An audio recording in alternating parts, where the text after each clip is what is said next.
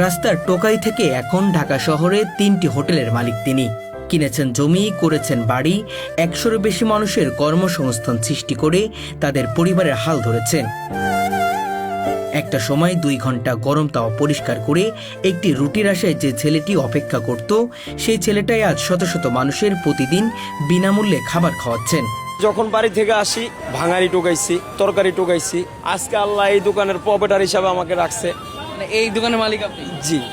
নিজের জীবনের তীব্র অভাবানটন, না খেয়ে থাকার কষ্ট তাকে শিখিয়েছে ক্ষুধার যন্ত্রণা কতটা ভয়ঙ্কর হতে পারে।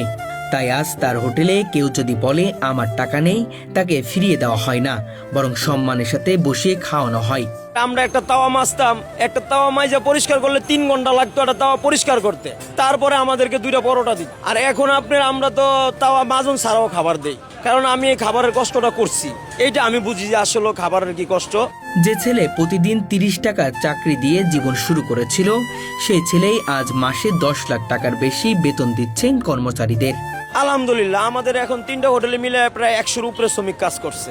আপনার প্রতি মাসে বেতন আসে প্রায় ১০ লাখ টাকার মতো। অসহায় মানুষের জন্য প্রতি মাসে আমাদের ১.৫ থেকে ২ লক্ষ টাকা বাজেট। অথচ তার জীবনযাপন এতটাই সাদামাটা যে তাকে দেখে বোঝার উপায় নেই তিনি ৩টি হোটেলের মালিক। প্রতিদিন তিনি নিজেই হোটেলে এসে কর্মচারীদের সাথে কাঁধে কাঁধ মিলিয়ে কাজ করেন। কখনো টেবিল মুছছেন, কখনো খাবার পরিবেশন করছেন, আবার কখনো নিজ হাতে রুটি বানাচ্ছেন। মালিক হয়েও তিনি যেন একজন সাধারণ কর্মচারী, সবার আপনজন। 3টা হোটেলের মহাজন, উনি ইনশাল্লাহ খুবই ভালো। আমরা কাজ করতে আছি, সাথে সাথে লোক, বেতন মতন, খাওয়া দাওয়া সবকিছু ঠিক আছে। আমাদের সাথে কাজকর্ম করে, অনেক সময় টেবিল মোছে, পানিও দেয়। আজ্ঞা আমি সেই মালিকটা আমি পরিচয় দিই না যে আমি মালিক, কারণ মালিক তো আল্লাহ। কিন্তু হয়তো আমরা আপনার জিম্মাদারি পালন করতে আসি, আল্লাহর হুকুমটা পুরো করতে আসি। এই অনুপ্রেরণাময় মানুষের নাম মোহাম্মদ ইব্রাহিম হোসেন। আমার এখানে শুরু হয়েছিল 2 জন দিয়া, একজন কারিগর আর একজন গ্লাস বয় আর আমরা 3 জনে শুরু করছিলাম। তো আল্লাহ পাক আজকে ওই জায়গায় 100+ করছে। আর 3 জন দিয়ে শুরু করে আজকে 100+। 100+। রাস্তার ফুটপাতে দোকান করছি সর্বপ্রথম, সিঙ্গারা, পুরি, গুলগুল্লা এগুলা বেচছি। এখনো আল্লাহর রহমতে আছে ওই সিঙ্গারার ব্যবসা, আমি এখনো ছাড়ি নাই। সিঙ্গারার ব্যবসা এখনো আমার আছে। ফকিরকে 1 টাকায় ভিক্ষে দেওয়ায় বাবার সাথে অভিমান করে মাত্র 13 বছর বয়সে তিনি ঢাকায় চলে আসেন। আশ্রয় নেন ফুবুর বাসায় দুয়ারিপাড়া রূপনগরে। কিন্তু সেখানে ছিল না স্বচ্ছতা, ছিল না নিশ্চয়তা। জীবনের তাগিদে ছোট্ট একটি ছেলেটি নেমে পড়ে রাস্তায়। লোহা, ভাঙাড়ি, আলু পেঁয়াজ কুড়িয়ে সংগ্রহ করত, কিছু বিক্রি করত, আর কিছু বাসায় নিয়ে যেত রান্না করার জন্য। দিনের পর দিন, রাতের পর রাত, ক্ষুধা, মারধর, অপমান সহ্য করে বড় হতে থাকে সে। কখনো মার খেয়ে কান্না করতে করতে বাড়ি ফিরেছে, আবার পরদিন জীবিকার খোঁজে রাস্তায় নেমেছে।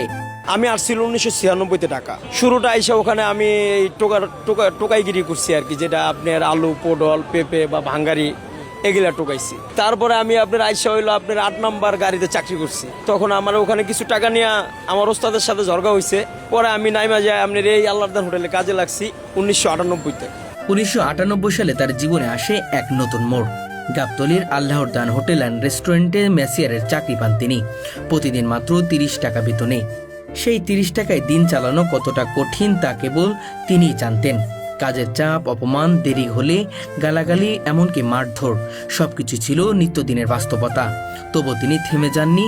মনে ছিল একটাই স্বপ্ন, একদিন কিছু একটা করতেই হবে। একটা কাস্টমারের গ্লাস দিতে দেরি হইলো, আমগরে বকা দিছে, আমগরে গায়ে হাত দিছে, কারণ একটু পানি দিতে দেরি হইলে তারা বকা দেয়। এরকম নির্যাতনের শিকার আমরা বহুত হয়েছি, আমরা অনেক মার খেয়েছি। কাস্টমারের পরোটা দিতে দেরি হইলে আমাদেরকে অনেক মারছে। আপনাকে মেরেছে? হ্যাঁ, আমি অনেক মার খেয়েছি। প্রায় 8 থেকে 10 বছর তিনি এই হোটেলে কাজ করেছেন। এরপর আশপাশের আরো কিছু হোটেলে কাজ করে অভিজ্ঞতা অর্জন করেন। ধীরে ধীরে তার জীবনে জন্ম নেয় নিজের কিছু করার সাহস।